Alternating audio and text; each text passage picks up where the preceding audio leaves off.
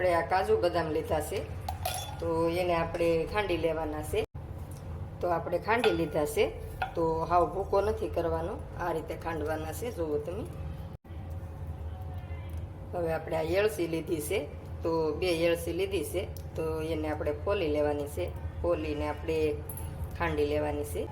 તો આપણે ખાંડી લીધી છે ને વાટકીમાં આપણે કાઢી લીધી છે. તો 1 ચમચી આપણે ઘી નાખવાનું છે. તો ઘીને ગરમ થવા દઈએ. ઘી ગરમ થઈ ગયું છે, તો આપણે આ મખાના લીધા છે, તો એને આપણે આમાં શેકી લઈએ. તો આપણે શેકાઈ ગયા છે મખાના. તો હવે આપણે ફરી ઘી નાખવાનું છે.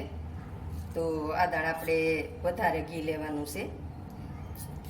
તો 3 ચમચી મેં ઘી લીધું છે. આપણે ઘી ગરમ થઈ ગયું છે ને આ મેં બાજરીનો લોટ લીધો છે, તો આપણે બાજરીના બનાવવાનો છે. તો હાલો આપણે શીરો બનાવી લઈએ. તો આ રીતે આપણે હલાવતું રહેવાનું છે, શેકી લેવાનો છે લોટને.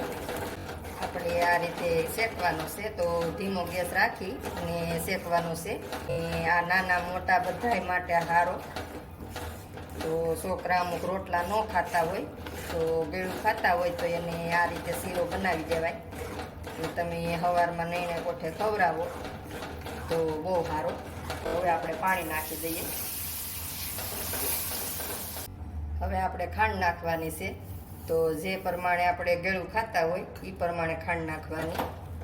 તો હવે આપણે આ એળસી ખાંડીથી, તો એ એળસી નાખી દઈએ.